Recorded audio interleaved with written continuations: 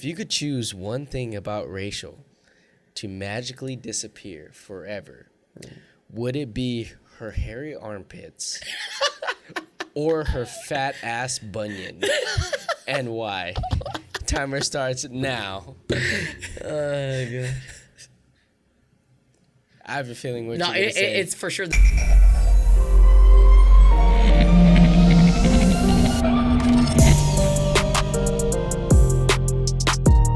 What is good, guys? It's your boy Corey. It's your boy John. And welcome back to the Artistry Drop, where we feature stories from today's rising artists. Yes, sir. If you like being inspired, don't miss out on our weekly episodes. So be sure to hit that subscribe button and bell notification to be notified when we drop new episodes.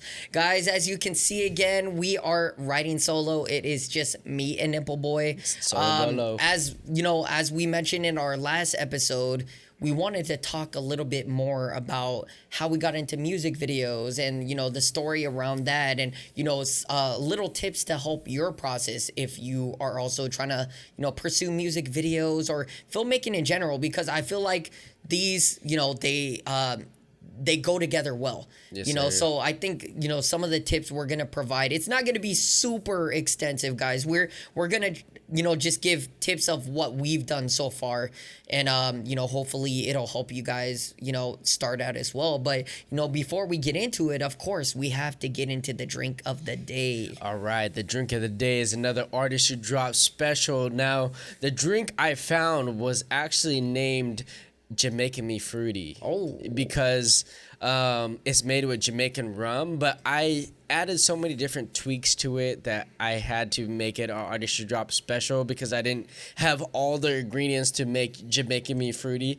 So this Artistry Drop special is called Jamaican Me Horny. Oh. Yes. Because it got a lot more than just Jamaican rum. Okay. It's about to make us horny. I don't know if it's gonna make me horny, but I mean, it might. I don't know. I mean, you need Viagra. You're old. Oh, yeah. Fuck you. Yeah, fuck but it's you. definitely gonna make me, you know. Hey, you know. Yeah, but you're anyways, a small one. You're a small one. No. Anyways, the ingredients: Jamaican rum. I put some mango puree inside, and then also topped it off with some orange juice and.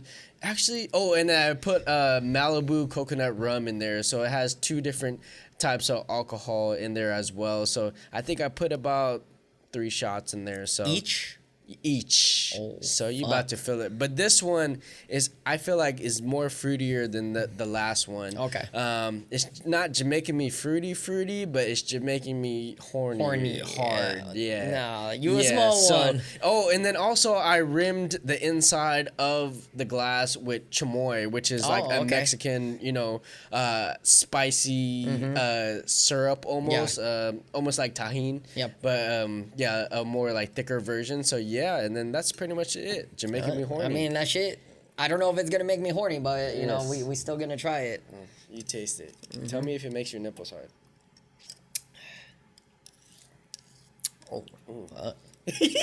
I got hard right away. See, I knew it. Jamaican Me horny. Damn, this shit about to stand stiff for a while. Ooh. Yeah. Longer than Viagra. You know how we do. It's all natural. Let's go. That shit is good though. But yeah, guys, we definitely want to dive right in. So I want to touch on my story because, you know, music videos definitely come back to me, you know, before John had got involved with, you know, helping me out and stuff like that. So I want to touch on how I originally got into music videos. How did you originally? How did I get into music videos? Yes, let's. In a galaxy far, far away. Fuck you. Okay, so, you know, back in 2011.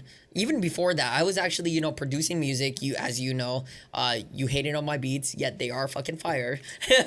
Debatable. No. Debatable. So you know, I was producing music, and I've always loved music. You know, growing up with music has just, of course, I think a lot of people grow up loving music and stuff like that, but it doesn't. It's not everybody where they actually want to get into pursuing and producing music. Or even producing, or from producing. Fruity Loops, like from the bare minimum. Exactly, you know, and that's what the route I did. You know, I grew up, of course, majority of you probably know I love MJ, and he's been one of my biggest inspirations, but Yeah, I grew up listening to MJ, great music outside of MJ, of course, and music has just always been something I've loved and had a passion for. Right. So, of course, once I got into high school, I think it was only right I try to, maybe pursue producing and stuff like that. Well, like on that last episode, we talked about me and somebody's started a YouTube channel and started getting into filmmaking video. I wouldn't call it filmmaking, but I would just call it YouTube videos and stuff. So we got it into that, then we broke apart, then of course I started continuing it, but like it got to the point where I was like, I had to think about both. Like, am I gonna make a career out of music, or can this new thing I just started doing with video actually do something better for me? Right. So, even though as much as I loved producing music, I had no idea how to read notes. When I was making beats, I would just play on the keyboard, like what sounded really cool and, dope and stuff like that. And I was like, you know what? Like, a majority of a lot of producers out there that come up, they know music notes. They know how to read music, and that just wasn't me. So I was like, I would have to go back and learn how to read music and learn a lot more about music. And I was going to go to the Art Institute of Seattle for music. But once I found this whole new love for video and stuff like that, I was like, you know what? I think I can find myself creating more videos, Right. And so, of course, learn more about the Art Institute of Seattle filmmaking and stuff like that. Now, I mean, I don't want to go too much in extent with that. What I want to talk about is, the fact I got into music videos because I was producing music. I love music. I felt it was only right. So how I got into it was, just a couple of local friends that were doing music and nothing too serious. Everybody during that time loved rap. They tried to be a rapper. They bought a microphone, set up their own little studio. So, I found, some homies that were doing that. And I was like, hey, like, let me film a music video for you and stuff. I got my Canon T2i. It was one of the first cameras I started shooting on. Right. Big shout out to Jacob Owens for, being inspo for shooting on the Canon T2i. Jacob Owens. But yeah, so that's where the original passion came from, was producing music. Like, I felt like I needed to continue that legacy of, my love for music, but showing it through visuals instead, not banging on the keyboard and making music there. Right. It was showing it through visuals. So yeah, I was doing that for a while, and of course, attending film school during that time, learning a lot more about the film industry and filmmaking. That at that point, that's where I was like, you know what, I need to try to find some artists like that I can actually vibe with, and some actual artists, because some of the people I was working with were just friends. They weren't necessarily rappers or anything like that. So, I found one dude, he goes by Cryo, and he's fired. Like, I don't know if he's still doing it right now. I don't think he is, but yeah, we just vibed with each other. And he had so much bangers. I was like, bro, like, let's shoot videos for all this. Right. So, we would plan out the video. It wasn't to an extensive point. It was literally like, let's go off of this idea. I didn't create no shot list or more guerrilla. Yeah, guerrilla and everything like that. We'll talk about that more later, but that's what it was. Like, I just wanted to find an artist that I can actually vibe with and work with and create music videos, because that was a path I could see myself continuing on with. Right. So yeah, I was working with Jaden, which his name, artist name is Cryo. We were working for a while together, and it just got to the point where he was trying to pursue different things. So he moved out of Seattle and moved down to LA. And if I remember, he was actually originally from LA in the first place. So he kind of moved back and all that. And during my time, and it left me stranded. Obviously, I've talked about this before, but it left me stranded from working with other artists. I was like, fuck, like, it's hard to find artists around here, in Seattle. Well, it was crazy because when I was going attending Art Institute film school. I was in a music, or was it a music class? I think it was like wasn't a music class, but it was a class to learn more about like recording music and stuff like that. And I noticed one dude in there. He looks so familiar. Like, I've seen him on YouTube or something like that. And I walked up to him. I was like, hey, bro, like, is your name Abstract? And he's like, wait, how'd you know that? And I was like, bro, like I've seen your videos and all that shit on YouTube. Like, Right. I don't know how you popped up. It's just, it popped up. And man, I love your music and stuff like that. And, Yeah. you know, so since that time, damn, like, you know, we vibed. We shot a few music videos together and stuff like that. And, you know, big shout out to Luke. That's to Luke, Luke. you know, Yeah. Abstract. And he's killing it now up to this day. Yeah. But yeah, you know, I loved having the opportunity to at least work with him. I was one of the first people that actually shot his first music video, which was just it was a one-take music video in the alley where, you know, we were going to school in the Art Institute. Super simple video. But and then, you know, it got extensive. We shoot Doctor Strange, featured Right. John. He played like the devil, the demon in there. That was a fun Yeah, video to shoot. that was. You know, of course, we had some, you know, things that we had to go through because we weren't sure of, you know, how to shoot it, Right. and we were all guerrilla, like you said. Yeah. We had no idea and stuff like that. But yeah, like I said, big shout out to Luke. He's killing Yes, it. sir. If you guys haven't seen his stuff, he goes by Abstract on Instagram and YouTube, so go check Yeah. him out. Worldwide. Worldwide. No, he's Yeah. killing it. So big Yeah. shout out to Luke. But yeah, so that's how I met Luke, and then, you know, it just kept evolving, you know, in Seattle. Like, of course, John was, you know, he was dancing at that time too. So we would try to shoot as many dance videos as possible, you know, come up like super basic Yeah, it's concepts. concept, yeah. Like the concepts. Simple. Yes, typical dance concepts, like the track in, track outs, you know, the Right. little pans here and there, like stuff that we seen on YouTube. And then, yeah, like, you know, I still was trying to find that artist to work with. And then, you know, here comes Rahel B, you know, amazing, talented singer and artist out in Seattle. And, you know, we've worked quite a bit before actually moving here to Seattle. You know, I Yeah. think we shot like 3 or 4 of her music videos. And yeah, like I said, you know, she's super dope. She was amazing to work with. And, yeah, like that's how I originally started out with shooting music videos. It just started from the love of music and producing Right. to, you know, now my love for filmmaking and stuff like that, and just progressed. Yeah. But, you know, I definitely want John to touch a little bit on, you know, where Yeah, how he I got mean, into it. obviously, like, you know, we shoot music videos now, and, you know, him going a little backstory about his love for music and producing. You know, obviously, you know, since I'm a dancer, I've always been in love with music and different genre of music, you know, and really gravitate towards like how that makes a person feel, and, you know, what attracts that and what looks comfortable on camera. You know, when I first met Corey, you know, obviously we were shooting dance videos and stuff like that, and then he would bring me along to these music videos. I think the first music video we ever shot together was probably Abstract's video. It was, yeah, Doctor Strange. Doctor Strange, yeah. And I wasn't like really like instructing behind the camera. I was just kind of helping out, almost like gaffer. And, you know, I was like the model, the devil. You know, I did a little cameo inside that video and stuff like that, but it was nothing to the point where it is now, you know. And then, you know, and then after that video, you know, he would bring me along to all these other music videos, you know, Rahel B's music video, and, you know, we would kind of brainstorm, you know, the concept of what she kind of envisioned for the song, and then we would kind of like bounce ideas off of how like somewhat of a shot list would look like, and the overall concept of the video. So obviously, like, we kind of built off of that, and then just off of like, you know, guerrilla style stuff, because, you know, we both, you know, wanted to make this project as, you know, as good as possible, I would say. So we were just bouncing off, brainstorming ideas, and it wasn't until like probably until we moved to LA till I really found like my stance in, you know, where we sit at when it comes to the pre-production, you know.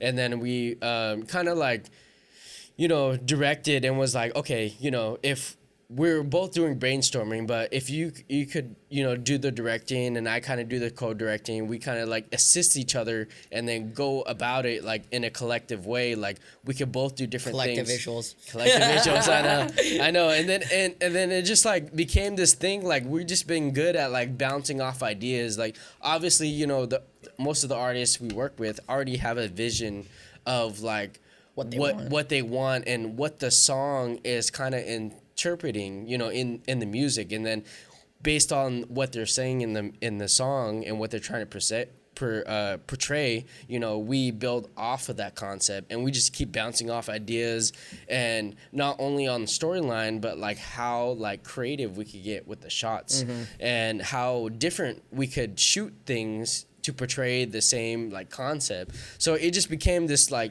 directing, co-directing, and then I also found like, you know, with the co-directing that I actually could direct more of like the movement side of things, as far as, because we've also worked with artists who are not really like comfortable in front of the camera, so that's where like I could come in and be like trying to direct them of how they can move in the camera and what looks comfortable, because me being a dancer, like I kind of know what kind of movements, you know, feel natural or look natural on the camera and natural to the person, rather than somebody trying to put on a front and just like, you know, just acting rather than performing. Yeah. You know, there is a difference. So yeah, and once we really got down to LA, now I think we have like a really solid workflow, and it's just becoming natural, and the more artists we work with, the better we get at, and you know, it's only the beginning from here on out. That's facts, you know. Yeah. So I want to dive in and, you know, talk more about like how to find artists to work with, because this is something I struggled with back home in Seattle, you know, like the only way for me to pretty much find artists to work with was Instagram. Right. Social media. Like I would type in like Seattle singers, Seattle rappers and stuff like that. And, you know, I would find ones that were, they're okay. And then I would find some that were like just amazing, or I would find some that were just terrible. So it was like I had to like segregate which ones I really want to work with. Right, you know, I would save like who I really want to work with, and then eventually I'll reach out to them.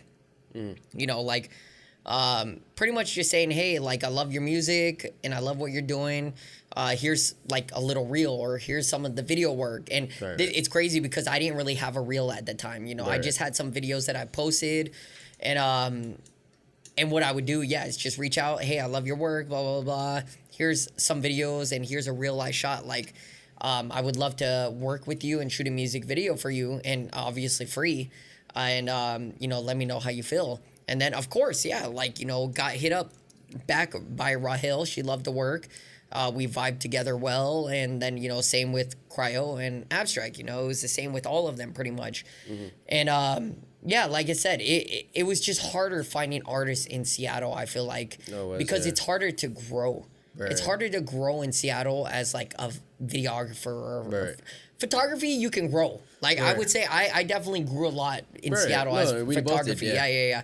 But when it comes to filmmaking or videography, it's definitely a lot harder to grow. Yeah. I would say. I mean, we haven't been living in Seattle for almost 3 years. You know, so it's like maybe things have changed, but I'm assuming it's the same shit. Right. You know, so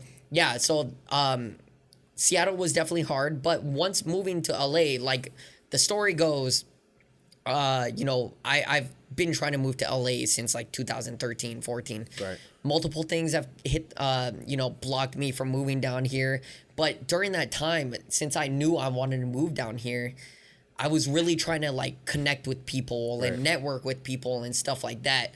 So I was already following a lot of artists and, you know, models and stuff like that. So already by that time, you know, by the time I knew I was moving down here, I started reaching out to a lot of, you know, artists. I was like, hey, like I'm about to move down. Here's my reel. Here's my work. If you like some of it, like let's definitely connect, shoot a music video and such like that, you know. And you know, like it's just been amazing working with people down here in LA because it's a lot easier. There's literally all the artists live down here. So it's a lot easier to find the artists you want. Then once you shoot a music video for one artist, another artist sees it, they want to work with you. Just keeps going. Connections, connections, the networking, it just keeps, you know, going. So I've definitely, you know, it's been, and just with the podcast, it's the same thing with all the podcasts, you know, like I've connected with the majority of these people even before moving down here. Right. So, you know, I would reach out, hey, we got a podcast now. Like we would love to have you on here. Right. Boom, easy. You know, so it's just been amazing, like the growth that I've seen since, you know, moving to LA and working with artists of all types. LA just has a lot of opportunities for us to grow here. yeah. And but like I said, you know, if you are trying to move to LA, network way before, because it helps a lot in the long run.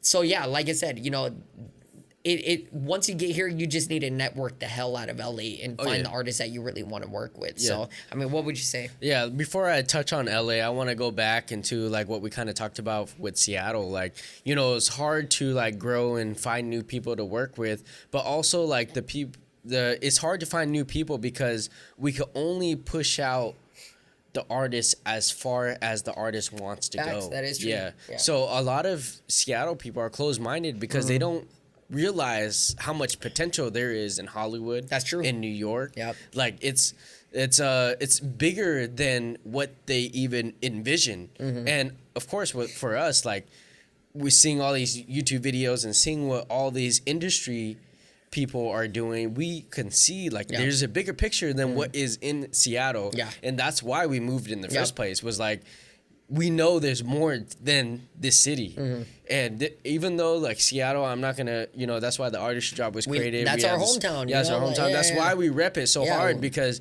we know the potential that Seattle has, but it's not there yet. Yeah. And we knew we had to move out of that city in order to reach the potential that we want to be at For personally. us, individual. Individually. And eventually we want to bring that to Seattle, but like we need to do what we need to do personally here, to make the connections we need. Now, putting Seattle aside, yes, now that we're at it in LA, you know, there's more established artists. You know, there's more artists with more followers, more industry presence. But not only that, you know, besides all the numbers, it's the passion. You know, we have so many people in LA. Once you live in LA, you realize that there's not a lot of people who are born and raised here. Everybody here is moved from a different state, a different country. It's a melting pot of different cultures, you know, that come from different places. So when you move here, there's a certain level of passion and dedication and hard work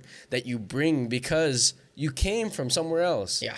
And the moment you move out of your state, out of your parents' place, and be on your own to pursue the things that you said that you're going to pursue, there's a whole different level of dedication and vision, you know, that you get from that being on your own. So when we like connect with these artists who've moved from different places, you know, we vibe with them a lot because we understand the struggle. And that's exactly where we're at. And that struggle, you know, comes from, you know, hard work and dedication. We vibe off of each other. And you know, we've worked with so many people who are verified, who have many you know, big following on TikTok or Instagram and stuff like that. But like all these verified people, honestly, they don't really have big budgets like you'd think they would. You know, when we moved down from Seattle, we were like, oh, they're fucking verified. They got money. They're signed with a label, you know.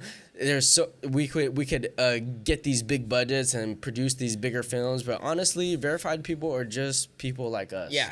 You know, honestly. Nothing else special, guys. Right. Like, and, you know, we got a lot of homies that are verified. And, you know, like you said, like, they're homies. Like, you know, they're just normal people. Like, you got to understand what verification means. Like, verification just means there's so many articles spread around about you. Like, there's so many things about you online. Like, yeah, of course. Like, yeah, it does make you feel famous and all that. But, like, verification can definitely get easy, especially when you have like a team with you to help promote you and have articles written about you, like, or like if you're on TV or, you know, something like that. Like it's easy, but you got to realize too, like, these people are just normal people. They're our homies, like, and you know, and we know.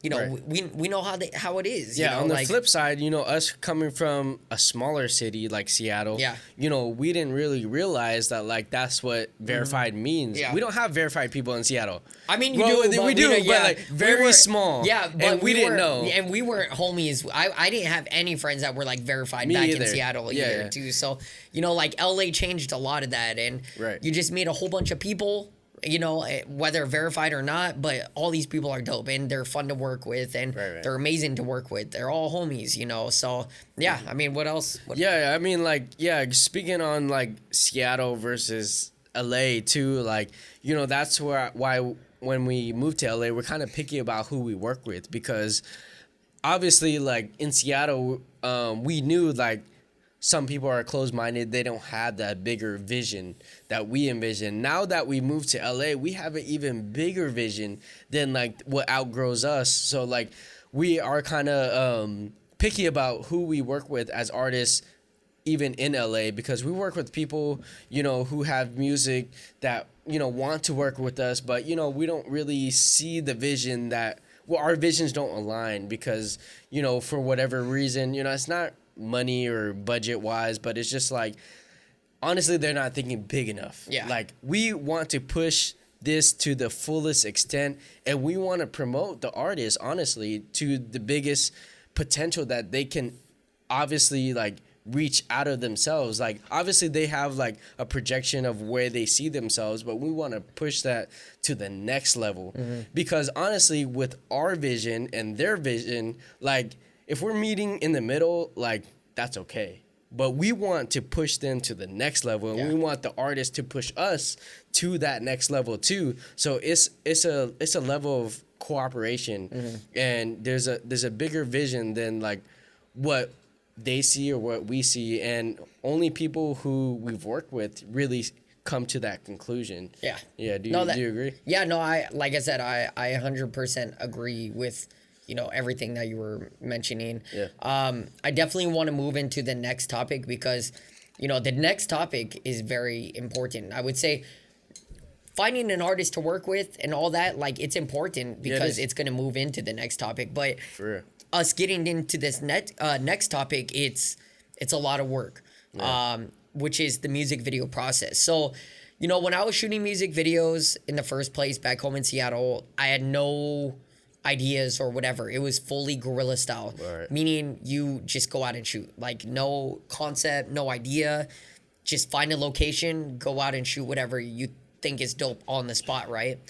And that was fun for a while, you know, but the thing is, like, when I attended LA Film School, it teaches you to shoot in a whole, it opens your mind to a whole different way of how to concept a shoot and, you know, all that. So, yeah, guerrilla style, that's how I started out. But now, you know, since graduating film school and all that, now I go the more professional route, which is creating treatments, creating shot lists, and communicating with the artists, you know, all the time. So, first step you want to do, guys, is when you're going through the process, once you found the artist that you want to work with, reach out, have a meeting, like, ask them, you know, once they say, yeah, like, I love your work, I have a song that I would love to have you work on. So listen to the song over and over. Like, once I receive a song, I'll try to listen to it multiple times, you know. Once I do that, then I'll move into or, you know, we'll plan out like what do you call it? We'll plan out a meeting. Meet up with the artist, talk about concepts, any ideas that they have and such like that, and potential locations. And then we'll move into the next thing, which is me creating a treatment, which includes concepts, performance shot ideas, B-roll ideas, art directions, locations, potential equipment, wardrobe, and mood board. Yeah, it's a whole. That's pretty much what it is. A treatment is a whole mood board. Like, everything that you want to include on it.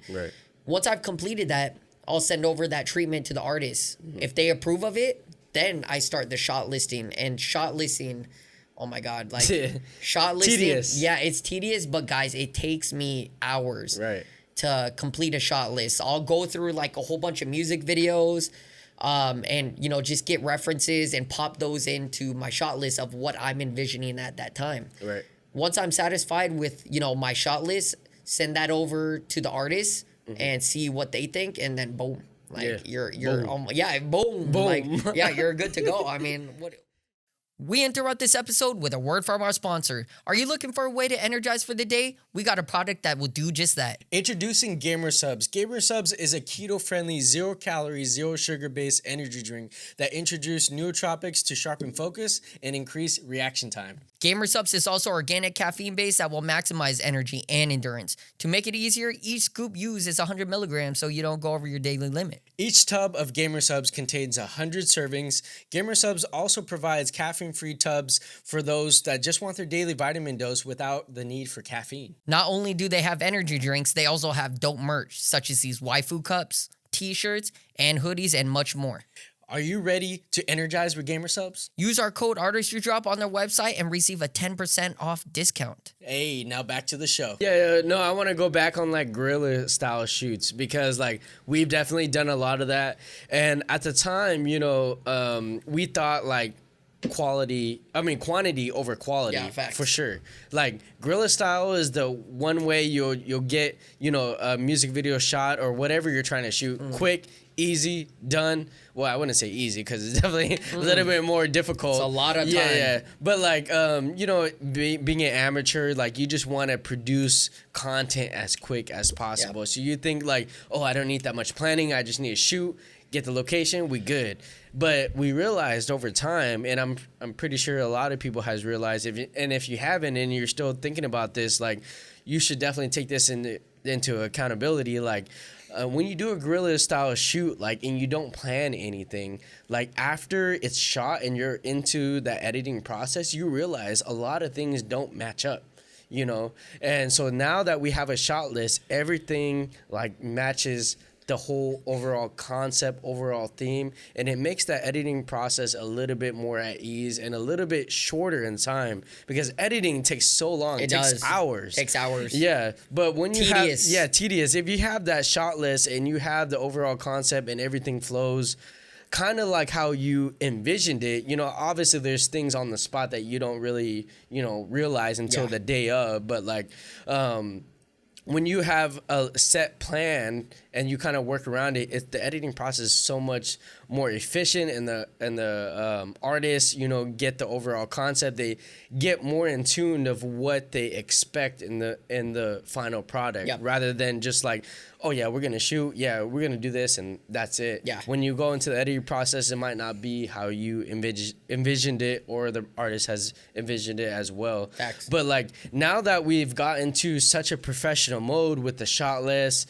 and the references and the treatment and whatnot, we definitely evolved our shot list. Now we have shot list all the way down to like the type of shot, all the way down to the estimated time of each shot, and we even include references of pictures of how the shot is going to take, if it's going to be like a medium close-up, if it's going to be a wide, and how long those shots will take. And then so now I feel like we're pretty much like killing it. But that's, like I said, that's the most tedious part, because what I'll usually do, guys, is like when the artist gives me the idea of the music video they're going through, I'll try to think of music videos that reference that. Once I've thought of those, I'll go ahead and download those music videos. I'll go ahead and, go through the music videos and take screenshots of what I think would match perfect for the music video. And like I said, this is where it takes hours, like this is why when I create these shot lists, it takes hours, because I'll spend maybe like, who knows, 30 minutes to 45 minutes per one music video just to find the shots I think would look really good for the music video. Screenshot them.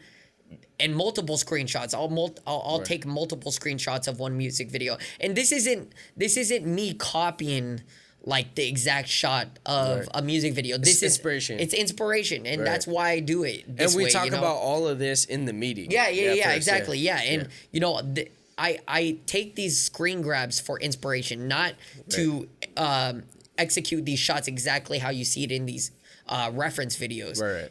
It's just good to see like, okay, this is how I'm shooting it, but maybe I'm gonna change it up with like a track in or a track out or orbital or orbital shot. Like sometimes like I'll change it up on the spot. Like I'll be like John, he'll have the shot list, and he'll be like, I'll ask him, what's the next shot? You'd be like, oh, track in. I was like, okay, well, maybe we'll do track in and then we'll try something different. Like, especially if I didn't have it on the shot list in the first place. Right. You know, so shot listing is very tedious, but it's the most important, I would say, to make a music video go as smooth as possible. Right. And it helps so much. So if you don't think like it is important, trust me, like once you do it the first time, you're gonna be like, damn, like we killed this music video out shorter time than usual. Oh yeah, we come from like a 12, 16 hour shoot estimate to like an 8 to 10 hours. Exactly. Shoot. And like, that's why I said, you know, shot listing is super important, guys, out there. So anybody out there getting into videography, filmmaking, like start shot listing and you'll see how smooth the process is. For sure. Before we get into the next topic though, and it is our last topic, like this podcast is definitely shorter, kind of like I said, but you know, we got to get into Artistry Roulette. Yes, sir. So here on the Artistry Drop, you already know we're trying to bring something new and exciting every single time. So today we're going to play a game called Artistry Roulette. Here is how the game is going to go. We're going to choose a number between 1 and 6. But we're not. Each number will contain a random question, which we only have 15 seconds to answer. Each question that goes over 15 seconds will cost us a sip of this drink. Corey, John, are you ready? Yes, we are. Let's go. So we're not going to choose a random number. We're going to go straight down the list. Yeah. And honestly, I got some good questions. He got some odd questions. I'm doing the... even numbers. I was going to say the positive numbers. Oh, positive numbers. I'm doing the odd numbers. He's doing the even numbers. Yes. And we're just going to go straight down the list. And I'm going to say my questions are juicy. Oh. And I'm surprised Nipple Girl is not here because like it's gonna be juicy. Oh shit. Okay. Question number 1 is me. Odd number 1. If one of these restaurants went out of business forever, who would you choose to close down and why? Mizu or Fire and Ice? Timer starts now. Fire and Ice. Why? Mizu is too fucking good. We've been going to Mizu for years, and honestly, like, I would be crushed if Mizu, like, closed. It's fucking amazing. Damn, okay. I got that right. You got it. Yeah, you got it. You nailed it right. All right, question number 2. Okay, question number 2. Would you rather have fluorescent pubic hair or long-ass pubic hairs? What is fluorescent pubic hair? I have no idea, but I found it on Google, and I'm assuming fluorescent means like bright. Oh. Like lighting bright. Okay. So would you have... Timer starts now. Yes. Regular, because I don't know what the... Or you mean long ass? Long ass pubic hairs? Long ass, yes, because I could cut it. If I have fluorescent, that's just like forever. No matter if it's short or long, it's going to be fucking shiny. Yeah, but it's a flashlight. So, I mean, you could be walking around naked and that shit be shining everywhere. Like, imagine if you're lost in a forest. Like, wing. I never thought of that. See, I told you. Well, we know what your answer is. Flashlight. God. Yes, that's a flashlight. My right dick there. is the size of a Nah, flashlight. you the small one. No. Yes. Okay. Question number 3. Tough one. It's a tough one. Okay. If Rachel got pregnant tomorrow, what gender would you choose and why? Start now. Probably.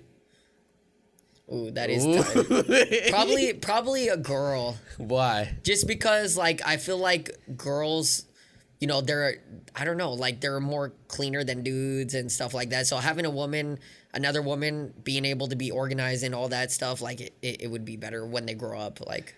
Yeah. 22 seconds. Yeah, You got it. But a girl, man, that's surprising because, you know, I feel like most guys want a boy. Yeah, of course. And, Yeah. like, you know, me and Rachel have had that talk many times. Like, Yeah. I don't know. Like, of course, it wouldn't just be one. I don't want to have just one kid. Okay. You got to have 2. Right. So it's either you pray and hope you have one girl and one boy. Right. Or vice versa. A boy and a girl. I feel like... Damn, you know, like, if I had 2 boys, I feel like it's just going to be a lot of trouble. Yeah. You know? Would you try for another one? For a girl?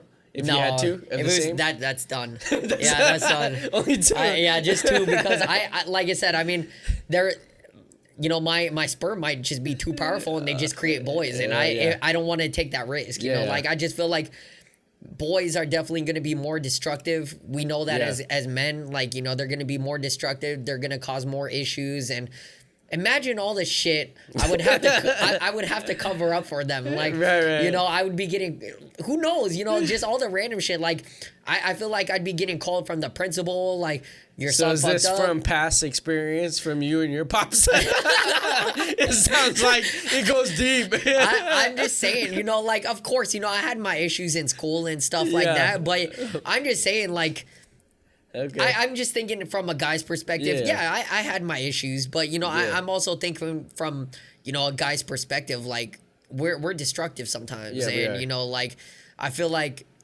of course, you love your kid no matter what. You know, I haven't experienced it, but I know I'll love my kids no matter what. And, yeah, for sure. You know, it's just, I know for sure, I feel like if we have a son, then, you know, it's going to be destructive versus having a little girl, you know. Especially with your genes. Yeah, I mean, risk takers. That is fact. Yeah. That for is me, facts. I want a son. I mean, obviously, a lot of my niece and little cousins, they've all been, like, girls, so I've got accustomed to, like, raising kind of like my little cousin and my niece, and, you know, seeing what that would feel like, you know, and stuff cute. like that. Oh yeah, thank you, yeah. And but like, I want a boy for the first child, because, you know, obviously when they grow older, like, I don't have to worry about the girl having a boy, like, you know, take advantage of them and stuff like that. And but, you know, I would be fine with both, but, like, preference wise, like, I would want to have a boy, and, you know, hopefully trying to make them dance or something in the arts and you know, like, that. we've talked about that before. It's like, of course, you know, like, when you have a kid, you would love to see them do exactly what you do as far as artistry goes. You know, whether it's a boy or girl. Like, there's women photographers and filmmakers. There's boy photographer and filmmakers. It doesn't matter. It's still, like, I would love, like, with Sydney, when we had her and we were talking about it, I would love to see, you know, my kids try to get into that artistry, but you can't force them to get into it. You never know, You never know, but I feel like if you raise them enough around what you do and they see what you do, they think it's cool. Yeah, they're going to think it's really cool. So, you know, like I said, for me, it doesn't really matter what gender we have. You love them equally, but of course, like, I would love just, you know, I would love having both. Yeah. You know, especially with me and Reina, we're both. Yeah. But just having two boys. No. What about two girls? Would you rather have two girls than two boys? I feel like having two girls would still be easy, but and then, of course, imagine how many, like, boyfriends you would have to meet. Yeah. Like, and, but you know, mood swings, period. Mood swings, yeah. It's like, that, it would be like 3 women, Rachel, and then 2 girls. Like, and she's already a beast. Like, you know, like, I already small have beast. Yeah, small beast. Like, I already have to deal with her when she's on her women menstrual thing, you know. So I was like, damn, like, if I have to deal with, like, two more small ones. Yeah. Damn, You're gonna be done. I'm done. Like, I'm in for a lot of shit, you know. But hey, you know, you gotta love them no matter what. Hey, that's what's up. Yeah. All right, so we're gonna move on to my next question. Okay. Would you rather be a broke genius or a rich ass person with no smarts? And it starts now. Timer starts. Broke genius. I'd rather be a broke genius, because I feel like a lot of broke geniuses, like, eventually, like, pop up, you know, eventually, like Einstein and shit like that. They pop up into making a lot more money down the road. Yeah, that is facts. Yeah. But I'm assuming you passed 15 seconds, right? Yeah, 17. Yeah, there you go. Take that shit. No, but I agree with you, because when it comes to that, I feel like if you grow up rich, you're already going to have the money. Right. But you're not going to be fucking smart at all. Like, whatsoever. You're not going to have the drive. Yeah, you're not going to have a drive. It's like, you're already set. You already have the money. You don't need to really do much other shit. Right. And I mean, these are things we see on movies. Right. It's not real life, but who knows? It maybe I don't know somebody like that personally, but who knows? Maybe that shit is real. But yeah, for me, I mean, you know, when we grow up broke. Like, I would say, like, don't think about your parents giving you money. Think about you as an individual. I feel like all of us as an individual, we're broke until we get a job. Right. So it's like, but you're still smart because you're going to school, you're learning a lot of shit. Trying, and yeah. you're trying. But yeah, I feel like for me too, I'd rather be a broke genius because you're gonna have those street smarts. You're gonna have that knowledge to eventually get get. I feel like we're broke geniuses right now. I mean, we are. we are. Yeah, exactly. But we out here doing it. We out here doing it. Yeah. We still buying shit that we want though. Right. Just on a budget. On a budget. So, 5th question. A little tough. Okay, we'll see. Risk ratio was here. If you could choose one thing about Rachel to magically disappear forever, would it be her hairy armpits or her fat ass bunion? And why? Timer starts now. Oh, God. I have a feeling what No, you're gonna say. it's for sure the bunion. Why though? No, because of course, like for me, like I like her feet, but it's like when I have to look at it sometimes and then it's like bent. And then you're like, oh shit, like what direction are you pointing at? Like, and stuff like that. So it's like, no, when you love a woman's foot and then it's like it's pointing in the different like opposite directions. It's like, oh god, E.T. E.T. phone home. E.T. And guys, don't worry, Rachel will think this is funny. Like, she knows our sense of humor. She's not gonna get offended. Well, you gotta take a drink. That shit was 50 seconds. Okay. I got you. Oh my god. I thought you were gonna pick the hairy armpits because you look at that shit all the time. I look at her feet all the time too. Really? Yeah. More than her armpits? Yeah. Oh wow. No, I mean like. I feel like feet are always covered. Socks. Well, shoes. not when you sleep in the same bed together. I mean and when you guys are like. You guys are doing your thing, So it's like you see it frequently, So it's like. So does it go like this to like this when you see her feet? Nah, it's the same. It's just like I'm trying to think of him like being like normal and stuff like that. God. But so hey, he imagines normal feet to keep him going. let's think about that. And no, trust me, like she will think this shit is funny because we've talked about this and she jokes around about her bunion and hey, I know, like to be on a serious note, I don't want anybody to get offended about that question because a lot of people have, a lot of women do have it. Some women get insecure about it. Don't, it's just, like some, I don't even think some men think about it, but some men that do have foot fetishes and stuff will look at it and of course I love her feet and hey I see it. You love her no matter what. Yeah, you love her no matter what. But we just joke about it all the time. We joke about it and she actually didn't even realize she had a bunion until I saw it because I wouldn't say I have a foot fetish. It's just like I do like how a woman's foot looks in like heels and stuff like that. So it's like when I saw hers and it's like it's kind of bent. I was like, love, like, I think you have a bunion. And then she's like, wait, what? She shows it. And I'm like, damn, that shit is fucking pointing in the wrong direction. Like, it ain't straight. Oh, God. But that I love you. I love you no matter what. I love you no matter the love what. is real. It is. You got to really love a girl to, like, look past her bunion. I'm not gonna say that. And the hairiness. Okay, the hairy armpits, like, it's not that bad. That's a normal women thing. We all know all women are like that. But hey, like, it is what it is, and I love her no matter what. So love you, and we're done with that question. Yes. That was a good question. And it is, and women, please don't get offended. Like I said, it's nothing against women that have that. It's like I said, some men that have that fetish just look at it and they're like disgusted. I mean, I'm not disgusted. I love her feet no matter what, even though it points in different opposite directions. But hey, it's just an inside show. It is. All right, guys. So we're gonna get back into like our questions. That was definitely funny. Yeah, I said I got good questions. I will say that was definitely funny. Yeah. But yeah. So wait, did I do my last question? No, 6. Oh, okay. You gotta do 6. Oh, my phone. Okay, you're lucky. Okay. Okay, so no 6. Okay, guys, we are buzzing hard right now. Like I even forgot my last question. Okay, so for you, okay, I know you're a small one already, but this needs to be asked. Okay. Would you rather be 2 inches tall or 20 feet tall? And it starts now. Obviously 2 inches tall because I would be 5'5". I'm already short, so 5'6". What? Well, no, I'm not. I'm 5'3". So No, but you're gonna be if you would be I would 2 be inches. 5'5".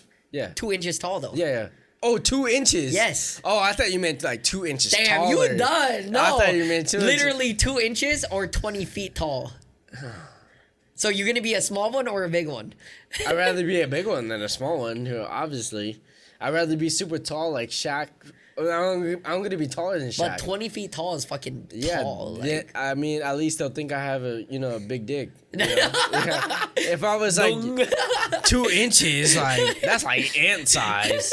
Like, what am I gonna do being an ant? Oh god. Yeah, I mean, yeah, and I would like fucking crush you too. You would. If I saw you on there, I'd be like, "Fuck you, bitch." I know. And That- I know that's that's what you wanted. I know you got to take that drink Yeah, I do. anyways, but no, like, I don't know who else out there does this, but the fact I hate insects in general. I hate like fucking spiders, and whenever I see a spider on my wall, Yeah, he calls me. no, I don't call you. I'll literally fucking look at it and I'll get pissed at it and start cussing at it. And I was like, once I'm about to squish him, I'm like, fuck you, you stupid bitch, like, and all that. Like, I don't know who else does that, but it's to the point where I hate insects and I hate them. I think animal cruelty is gonna come out. That's for not you. animal cruelty. Yeah. Hey, I know you don't want no spiders crawling around in your room I know, creating like I squash webs all and the stuff. spiders too, but Yeah. I don't have like a progressive like hate towards I don't know. them. It's like I hate I just hate seeing them, and there's been multiple times where I've had big ass spiders on the wall. And we do have a lot of spiders. Yeah, here. and it's for freaked sure. me out. So I'm like, oh fuck. So I'll go grab a slipper, go grab that chanelas, and go smash that shit and cuss at him. Oh wow. And then he's done. He's But done. this just happened recently. I thought I smashed one really good. Yeah. And I removed it. I was like, yeah, he done. He comes back to fucking life and he Yeah. drops down and I'm like, oh fuck. So me- I try to squish him and yeah, he was You're finally done. Let Yeah. me tell you a spider story. I had like probably like 3 or 4 days ago. Like, you know that tingling feeling you always get like on your feet Oh, or your you gotta be hand? kidding me. Something was And, crawling on yeah, you? you think like it's like random and you're like, you look at it and you put the flash on and you're like, oh, it's nothing. Yeah. But like this time it was a fucking Oh, spider. fuck. And like it was crawling on my arm, and I put the flash on. And I was like, "What the fuck is this? It has to be something." And I look at it; it's like Daddy Long Leg, but think of it like albino. Like it was white with red eyes. Oh, And I fuck. was like, "Cause I don't That think shit was Daddy coming Long for you Leg. for Yeah, I sure. don't think Daddy Long Leg is like bite. No, yeah, but that's they what I no, heard. no. I actually I don't know. Yeah. Yeah, that's what I heard. I heard they don't bite, but like when I saw that one, I was like, "Fuck!" It was big too, and I Yeah. fucking squashed it on On my your arm. fucking arm? Yeah, Damn. because I wanted that shit out. Yeah, I told So, you. yeah, No, it was- like I said, I was want to bad. know your guys's how you guys handle spiders. Like I know there's a lot of people that have phobias of spiders out there. So yeah, like for sure. if you see one, do you cuss at it as well like I do, or do you just smash it without saying any word? I don't think anybody cusses at it. I'm pretty sure they I do. think you're the only one. Nah, I guarantee you there are Let a us lot. know down in the comments. Comments below, guys. Please let us know if you're the only type that, or if you're the type to cuss at it when you're smashing it because it pisses you off, or you're just done with it and you just smash it. Like, that's just me. Yeah. It may just I be think me. it is just you. But there are billions people in the world that may do that shit. And hey, we Maybe all 5%. no, we all fucking weird out here. There's a Yeah. lot of weird people that do some weird ass shit like But me. you're the so- weirdest I felt. Nah, fuck I you. admit. Fuck you. Okay, guys. But now we're gonna dive back in, and this is our Yes, very sir. last topic. Yes, sir. We're almost coming to an end of the podcast, but it's good and bad experiences when it comes to being on set for like music videos or like even working with some artists. Like, for me, an experience like. And like I said, John has been there pretty much majority of the time before. Yeah. Like when I was shooting all my own stuff, that was like really bad stuff. But once John came on, it's definitely he helped a lot and stuff like that. But in majority, like, has always been good. I've not ever seen we've had like a terrible shoot or anything. We've had things here and there, but I would say to make your shoot go a lot smoother is always get more shots than what you put on your shot list. Because, you know, sometimes when we decide to shoot at a location, we've never been there. We've seen pictures and stuff. But once you get there, you're like, oh, this shit might look dope. I'm going to film this. And then, or, you know, something else. And it continues on because, yeah, like I said, you just really don't know. If you've never been to the location, you don't know what's your surroundings. Or the type of shot, like maybe we planned for orbital, but it won't work in that position. Exactly. Yeah. And that's happened so many times where it's like, you know, I'll put on a shot list, like tracking shot. And that was the only one, but I'll be like, you know what? Let's throw in a fucking orbital shot, or you know, a backtracking shot, or whatever. Versa, yeah, vice versa. You know, and it just works so much better that way. Like, even though it's not on your shot list, add it on the spot. Like, just fucking do it and add more shots to the list that you didn't plan on doing. Because the more shots that you have, the easier the editing process will come. Because sometimes you'll be like, this shot looks fucking terrible. Do we have another one? You're like, oh yeah, see, luckily I took that shot. You show it, boom, you're good. You won't have to worry about going back and reshooting it and all that. We talked a lot about shot lists, but I want you to talk about the importance of call sheets too. Call sheets are very important. So I would say, for those that don't know what a call sheet is, it's pretty much a sheet that, you know, you're gonna give your artists, your backgrounds, anybody, like actors, whoever. Like, this is a sheet that you're giving to them so they know where they need to be on location, what time they need to be there, and all that kind of information. This is important because, you know, we've encountered, you know, artists where sometimes they arrive late, wrong location, etc. And that can't happen. That fucks up the whole shoot. And, you know, the whole shoot either will be canceled or the whole shoot will just, you know, turn into a massacre. Like, it just doesn't work out well. And the reason for call sheets, like I said, is it's so much smoother. Just like a shot list. It makes your shoot the day of go a lot smoother. Because, you know, like I said, we've had experiences where artists will arrive super late. Artists will arrive in different places where they were not supposed to be. So we're like, wow, like, the shoot is done. Like, you know, and stuff like that. You can speak a little bit on it, a little bit. Yeah, since you brought that up. Like call sheets, like, you know, we've gone to instances where, like, you know, exactly what he said, like they meet at the wrong location, or, you know, they're late and we had to wait like 3 or 4 hours for them to come and stuff like that. And, you know, it comes to that point where, like, okay, if we have it on the shot list. I would say, I want to say the longest we've waited is maybe like 8 to 10 hours. Oh, yeah. Oh, yeah. That is no joke, you guys. I remember that is one. facts. Yeah, and that's when we were first starting out too. We had to wait. I don't know what was happening. We didn't have a call sheet at the time. No, we were doing all guerrilla. All guerrilla, no shot list. We were just waiting on all the artists to come back for like a makeup thing, but it really took the whole day. Literally. And we shot, the beginning of the shot was like we won't name any names, but like we shot like at 2 a.m. To shoot this like club scene, and then like it went on to the next day, and during that time we were waiting for her to come back to do her her makeup. Who said it would only take like 2 to 3 hours? Right. But we ended up waiting like probably like 8 hours. Yeah. And even her manager was like, bro, if you guys are waiting any longer, I'm just gonna call it. Yeah. Because obviously we as creators and filmmakers, we already planned this like months in advance. So we literally had meetings with the manager and the artist. Right. And, you know. So like we were like dedicated to this. Yeah. So we already filmed half of the music video. So we were like dedicated to finish it. But we didn't know, like, but not 8 hours. Yeah, 8 hours. So it was getting close to where we were gonna like cut it. But we were like, you know what? She said she's going to be here like in like 30, 45 minutes. We're like, okay, we're just going to tough it out. So we waited.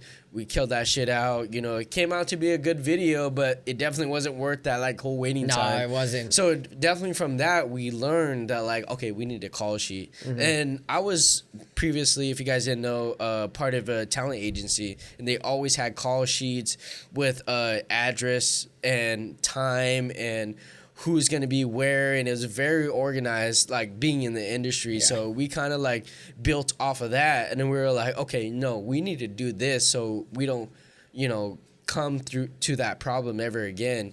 And it's been pretty smooth ever since then. And even if the artists are late, we kind of are able to hold them accountable and was like, we already sent you this call sheet. We have the address, we have the time, we told you what time to be there. So like, and all the time, not all the time is gonna be like fluid. So there has been like some call sheets where the artist came late, and obviously like we're running off of the sun, and off of the amount of people who are going to be at that location. So obviously we shoot very early in the morning. So one, there's more sun, and two, there's less people, so we start very early, like 7 a.m. in the morning, shoot throughout the day. And if we finish early, that's great. Yeah. But a lot of times it goes a little bit later, and there has been this one instance where like the artist was late, and then it got into the night. Obviously we didn't plan for the night. We planned for an early shoot, and then that 1 day shoot turned into 2 days. Yeah. And then the artist came back and was like, okay, shit, like that 1 day that we shot, we didn't really get the shots that we wanted. And we were like, yeah, obviously. Exactly. Yeah, we put in the call sheet. We wanted a sunny shoot throughout the whole day. But obviously it was cloudy that second half of the day. So we had to reshoot on a whole different day and spend twice as much money for the artist to do the second day. And even that second day came out to be cloudy. Yeah. So it didn't give the full vibe, an effect and plan and the mood board that we started with from the beginning of the treatment. So like call sheet is very important. And, finding an artist who is able to see the vision and be able to stick with it is very essential. It is. We interrupt this episode with a word from our sponsor. Are you a gamer and looking to amp up your gaming setup? Then we've got an amazing gaming brand for you. Tilted Nation strives to get their customers involved with their development process of new products in order to establish a personal connection and not to mention truly optimized products for the gaming community. They want to go beyond developing amazing products and to lead the gaming community into a united community that works together. A community that pushes gaming essentials to unimaginable heights. They've hooked us up with amazing gear such as this gaming headset stand, mouse pads, and this awesome laptop RGB stand right below my laptop. And now they're hooking you guys up. Use the discount code Artistry Drop on their website, link below, and receive a 15% discount. Now back to the show.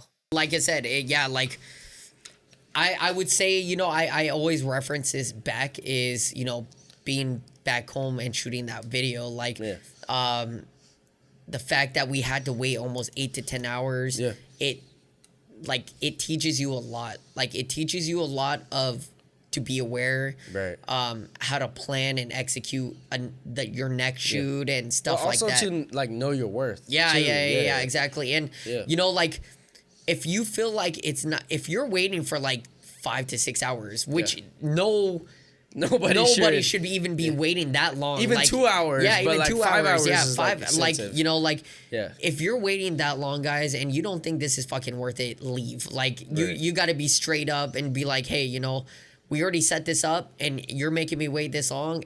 This is not worth it. Like I'm leaving.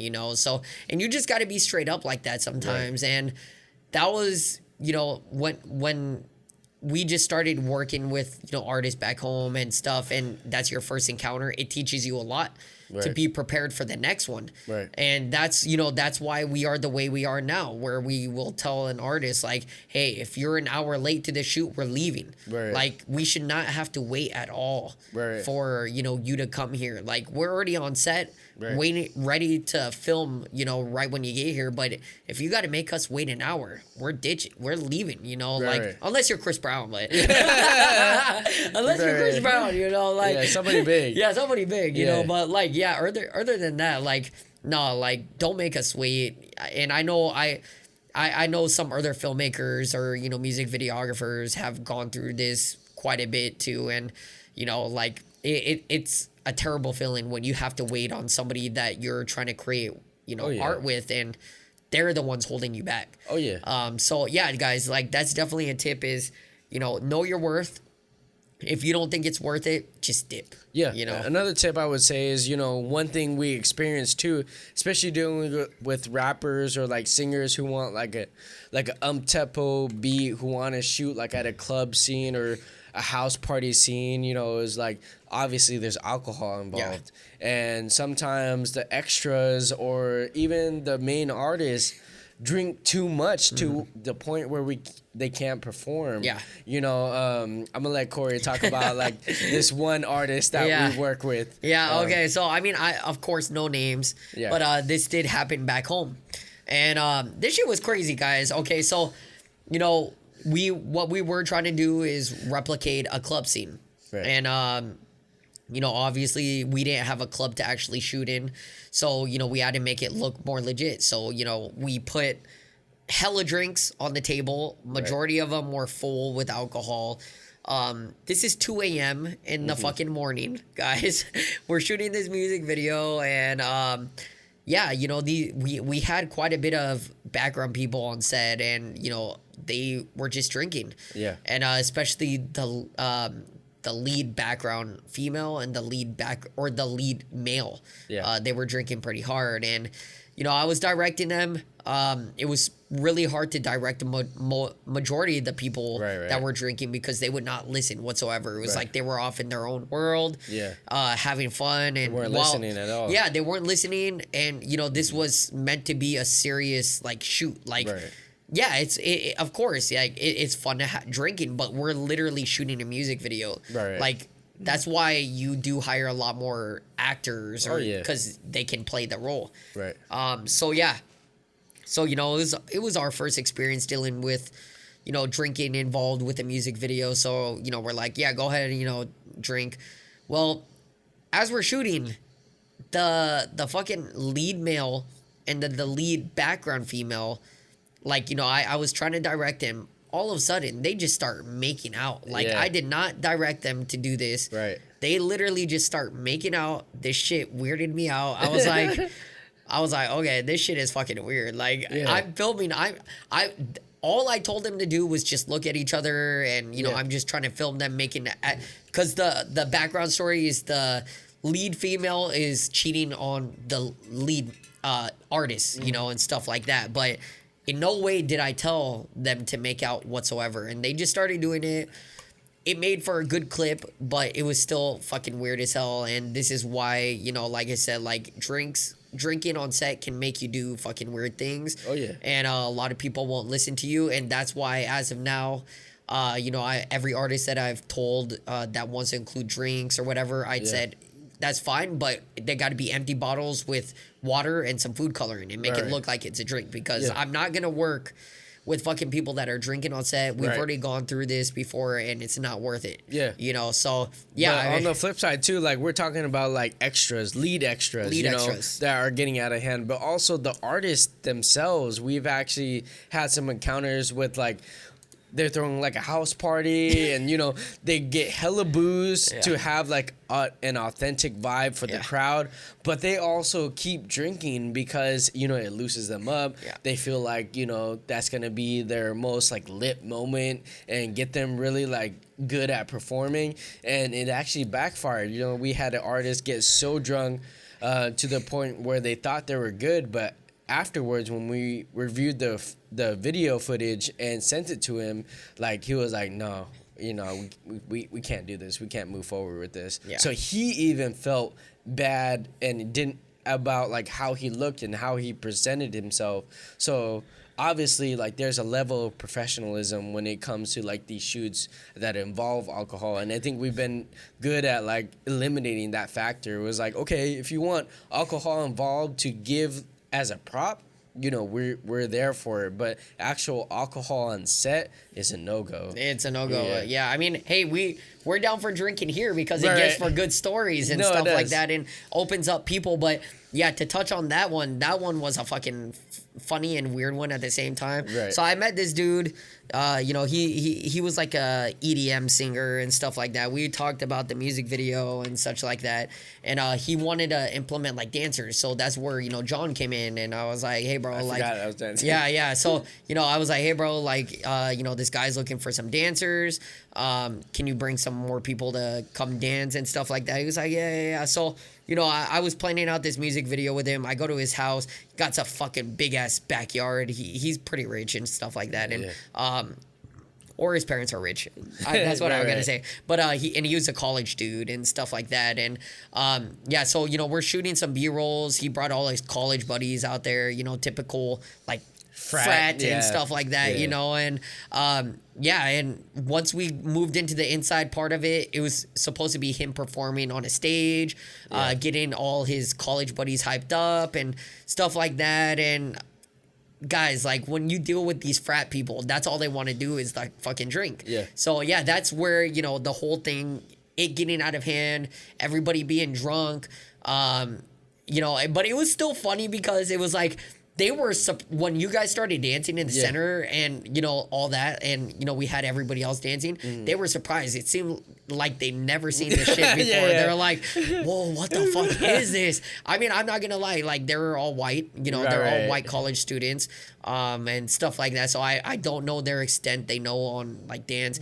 I'm half white as well, so I can say that.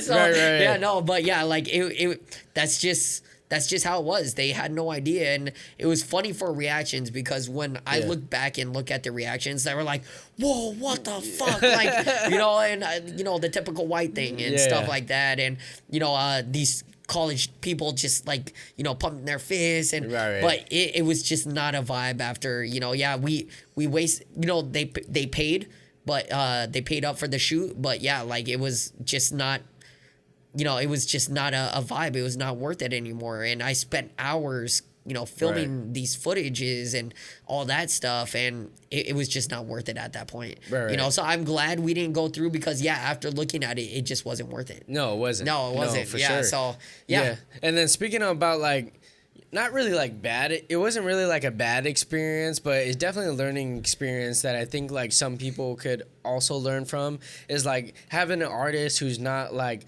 confident in their performance aspect. Like, maybe they're a fantastic singer, fantastic in the studio, but then when it comes on camera, they're kind of shy and they don't really know. So, like, we've had an artist, you know, and me being a dancer, I was like, okay, this is what's gonna look good. This is what the song is giving. So I'm gonna give you that direction, that movement of what the song is giving to reflect onto, you know, you being in front of the camera.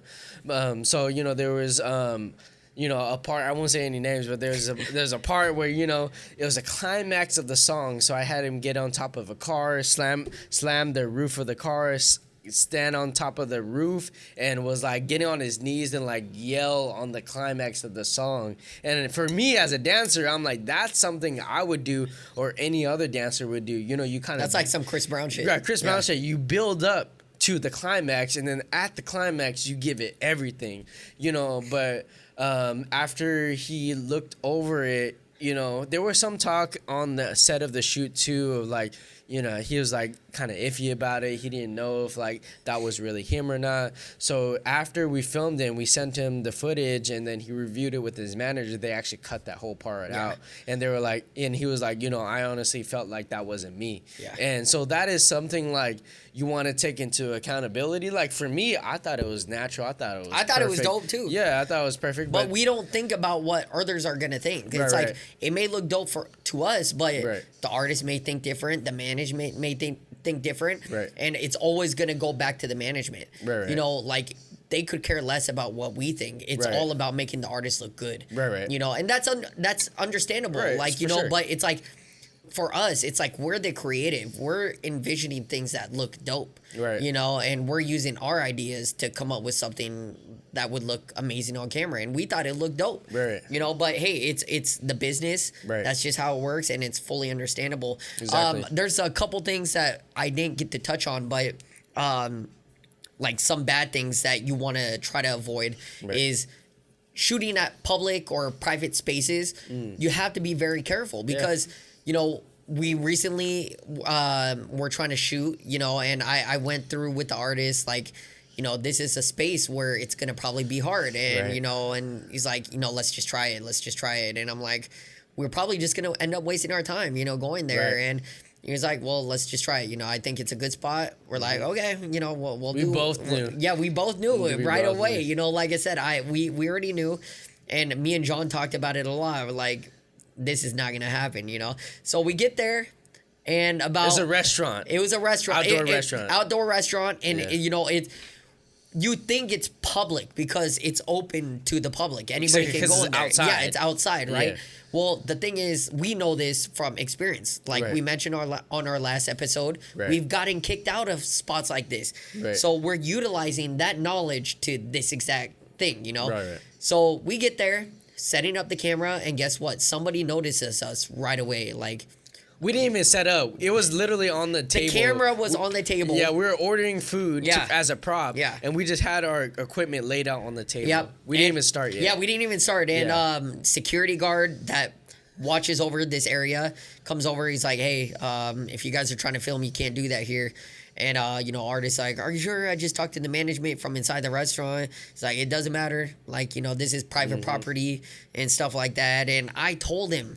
I was like, bro, like I told you, this was not going to work out. We've had so much experience with getting kicked out in places and knowing where you can and can't shoot. This was a spot you just can't do it at. And, you know, when you're working with an artist, be sure to let them know, like, no, I don't think that's going to work out.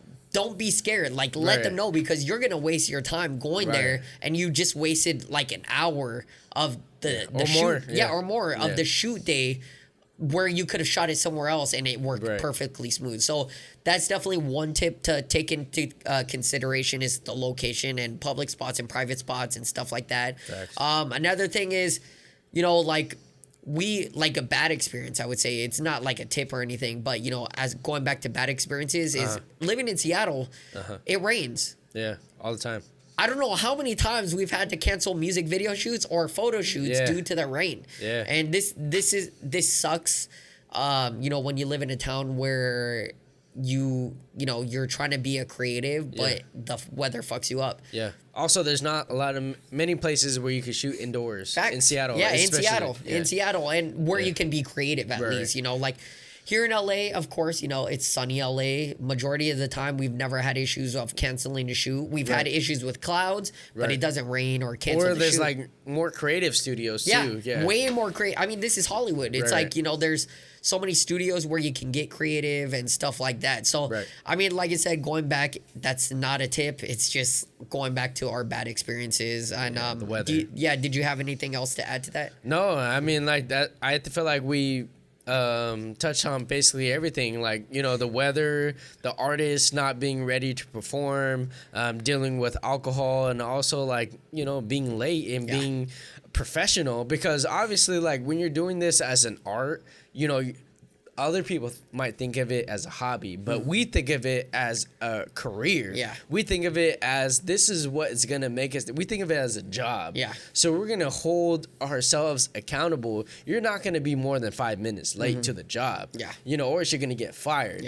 You know, so that's where we come in, and that's where the level of professionalism is. And we, you know, obviously see more professionalism when it came to LA rather than Seattle. Of course, because people are more like, this is what they came out here. This is what they moved out here for. So that's a great way to put it. And like, you know, when you live in Seattle, you grew up in Seattle, you don't know how things work in Hollywood. You see it on TV, you watch tutorials or whatever, but things out here work a lot different than it does back home in Seattle. I've learned so much shit out here, especially, you know, working for the Oscars and all that. It's like you learn how shit actually works in the film industry, music video industry, and just any kind of entertainment industry. You know how it works.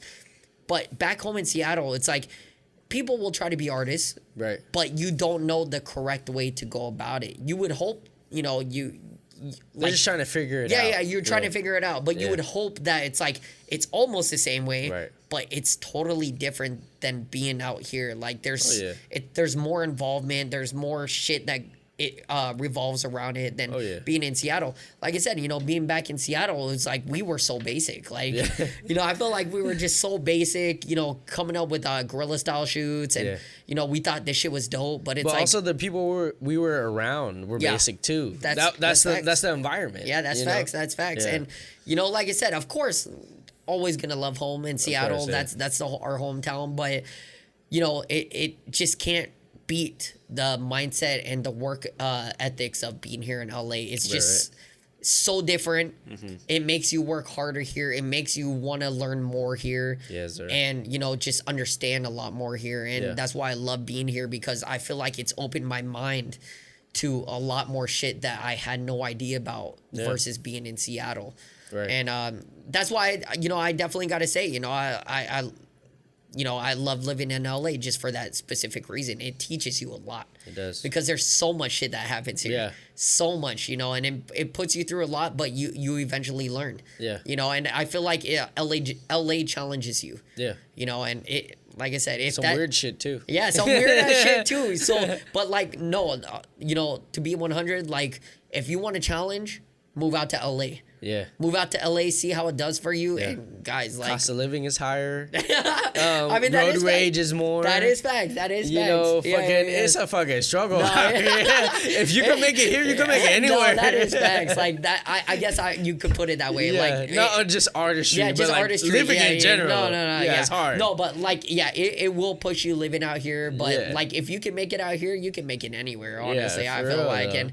You know, so many people, we talked about this on the podcast many times. So many people talk down on LA, and we understand that shit too. Like, honestly, there's a lot of shit bad about LA, but and then it has its good, you know, and things like that. And, but yeah, you know, like, I love living out here. It's helped with my artistry, and, you know, I'm excited to see, you know, where it progresses. Hell yeah. You know, and would you say the same? Yeah, I would. You know, it's definitely moved us to the next level. You know, I feel like if we didn't move here, we would be stuck in the same place in Seattle. You know, really closed-minded. You know, be comfortable with the people who we're around, and like really not really elevate us to the next level. I feel like it would not make you want to work as hard. No, yeah, for sure. We're content. Yeah. You know, it's cloudy, it's raining too. Like I love being in the rain, wearing jackets. I miss the rain. Yeah, like, me too. Being cold all the time. Being comfortable, warm inside, like, but moving to LA, like, I didn't really realize until I actually got here, like, how much difference the sun really gives off, like, your whole mood, and you know, you really get excited about the day when it's sunny. Yeah, it could be like hot during the summer and shit and unbearable, but all the other times outside of the summer, like, I feel motivated. I feel ready to go. You know, I feel like, you know, I look forward to every day, and like every day is a new adventure. And like, I'm not just saying that, but like, I feel like it does make a difference, especially like in our youth, you know, and stuff like that. So like Seattle, I definitely want to retire there. I want to buy a house there. Too, you know, that homey feeling is something I cannot bring to LA. You know, I try to make LA as homey as possible, but it never compares to Seattle. So like, definitely I want to live there, you know, eventually like have my whole family retirement there and shit like that. But like, being here in LA, I need to work, I need to grind, and this is the perfect environment to do it in. I 100% agree with you. Like, you know, LA we're using as a stepping stool. We're using it to build our career. We're using it to, you know, our professionalism with our artistry. Like, we're building it up here. And, you know, back home in Seattle, you just can't do that. And I can't see myself living anywhere else aside from, you know, when I retire, is Seattle, of course. I love LA. But this is, you know, we've said this before. This is where we work. This is our job. We're just trying to, you know, rank up and you know, get to where we want to be in our career and our success. But you know, once I feel I'm content with that, I'm moving back to Seattle. That's where I grew up. That's where I was born and raised.